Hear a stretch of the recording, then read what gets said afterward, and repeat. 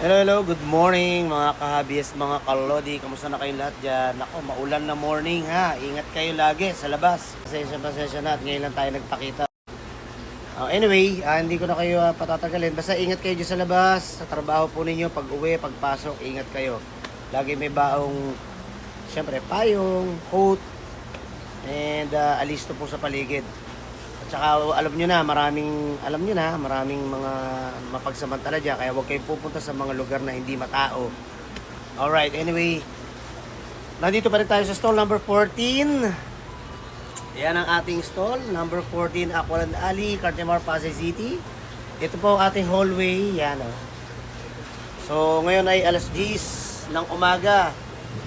Dito sa Aqualand Alley. Kaya hindi pa masyado matao. Tas maulan pa sa labas. Okay, pakita na po natin. Update ko po kayo kung anong meron sa ating shop. Sana magustuhan nyo po. Ayan si kuya, yung taga namin, hatid ng tubig. Kaway ko man dyan pre. Baka may gusto kong batin pre. Wala naman. Ito yung ating shop na stall number 14. Ito, pakita ko naman sa kabila. Ito yung opposite. Kung naalala nyo, dating meron nung shop doon. Pero ngayon sinara na po yan. Ngayon, ito na lang available. Dating mga gaffy fish po yun nandiyan. Ngayon, pinalitan ko na po. So, sa mga nangangailangan po ng mga materials, pang aquascaping, ayan, available na po dito sa akin. Napakarami po nating mga driftwood. Iba-ibang sukat. Mula sa pinakamaliit hanggang sa pinakamalaki, meron po tayong mga driftwood. Ito ang mga tinatawag na mga tweety wood. Ayan, ito naman po yung mga tinatawag nating kakawate. Correct me if I'm wrong na lang po ha, kakawate o madre cacao. Kasi bawal na nga po kasi ang isang klaseng driftwood na kinukuha natin. Yun po yung tinatawag nating bakawan. Yan, bawal na kasi bakawan. So lahat ng driftwood na yan ay pwede po pang ilalim ng tubig sa aquarium at hindi po nabubulok. Okay? Pang dekorasyon po yan, pang aquarium, pang fish pond. O basta underwater driftwood po sila. Okay? Tapos, eto, meron din tayong mga maliliit na tweety wood. Ayan pa, tweety wood. Naku, napakarami po natin mga rito, pang aquascaping. And then, available din po ang ating Ryo Stone. Mga serious stone. Ayan po yan. Tapos, meron din po tayong mga Drago Stone. So, iba-ibang sukat po yan, ha. So, pasok po yan sa mga small tanks ninyo, tulad ng mga 2.5 gallon, 5 gallon, pataas. And then, mga black lava beads, meron din tayo, black lava sand, white sand. O even rock salt, meron din tayo. Tapos iba pang mga substrate, tulad itong mga 7 colors pebbles, tsaka pebbles, meron din po tayo dyan. Okay, tapos medyo mga malalaking bato, meron din. And then, mga filter media, tulad nitong mga volcanic rock. Yan, marami po tayong volcanic rock. Iba-iba rin po ang sukat. So, ito na yung opposite ng ating stall number 14. Yan na po ang laman nila. Para po sa inyong kaalaman. Ano po? Okay. Now, malaking pasensya na pong muli sapagkat yung mga pricing hindi ko na may isa-isa sa inyo pero may price range ako may bibigay sa inyo. So, mga driftwood po natin nagkakalaga sa pinakamaliit mula 35 pesos pataas. So, yung pinakamahal natin, syempre, itong pinakamalaki na ho. Yan. Maabot na po ng 1,000 yan. O, yung iba namang mga ganyan sizes po, iba-iba pricing po niyan. Meron po tayong, ito yung mga tweety wood na yan medyo mas malalaki. Ang presyo po niyan, pera po yung payong not for sale po yung payong. Sorry. Ayan, ito yung payong. So, yung ating mga driftwood na yan, nag-start po tayo ng, merong 85 pesos. Ito, dito tayo mag-start, sorry. Itong mga maliliit na to, meron tayong tag 35, 85, 120, 150.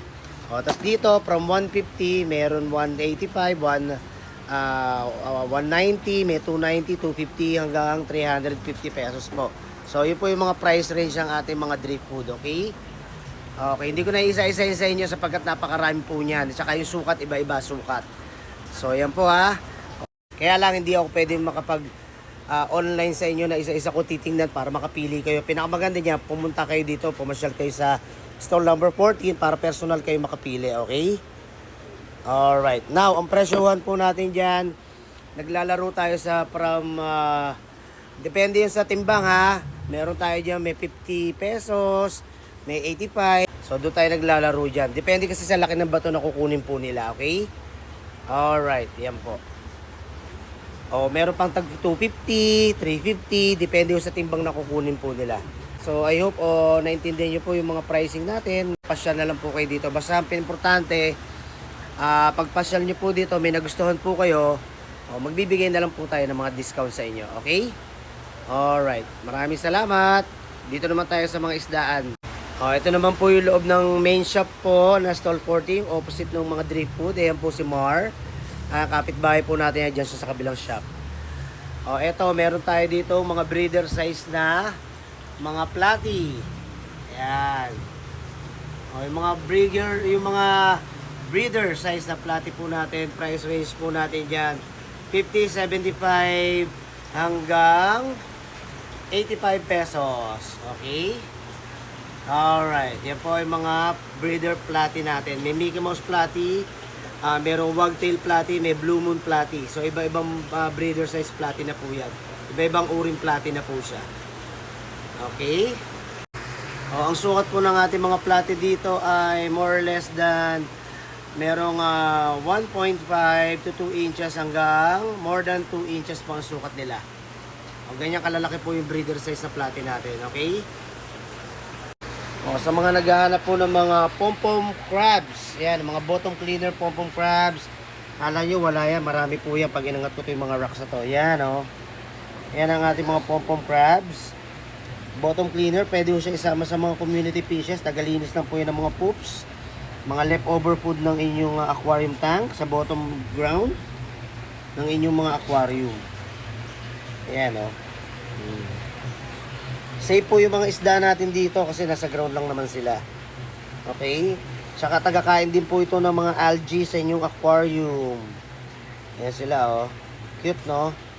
Ayan ang ating mga pom-pom crabs. Ang male pom-pom crabs, mas malaki yung claw niya at merong parang sponge sa kanilang claw na nakadikit. Yun, parang merong balay-balahibo, yun, So, ayan ang male. So, opposite po niya ng female. Mas maliit ang claw at walang balay-balahibo yung claw nila. Yung balay-balahibo na yun, yung sinatawag natin pom-pom. Kaya tinawag silang pom-pom crab. Ang sukat na maximum size lang po nila is more or less than 1 inch lamang po. Okay? Ngayon, ang size available niya, mga nasa half inch lang po. Mga batang-batang crabs pa po itong mga to.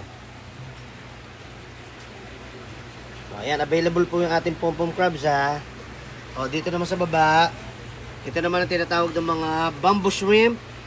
Ito yung algae eater na nerite snail. Meron tayo ritong red racer, yellow racer, zebra, baseball design na nakadesign sa katawan ng shells nila. So, lahat ng ito is algae eater. Ito po yung famous na snails. Nerite snail kasi ito hindi dumadami sa fresh water. Dumadami lang po to pagka nasa brackish water, yung may alat. Yung egg nila na doon nabubuhay sa may alat. Pagkatabang, hindi nabubuhay yung mga egg nila, okay? Hindi na hatch. Kaya ito ang famous na nerite snails po, okay? Alright, now ang presyohan lamang po nito, nagre-range tayo ng 50, 40, tsaka 35. Okay, ang bawat isa. And then, meron tayong mga na cultured na Christmas moss na kinabit namin sa aming lava rocks.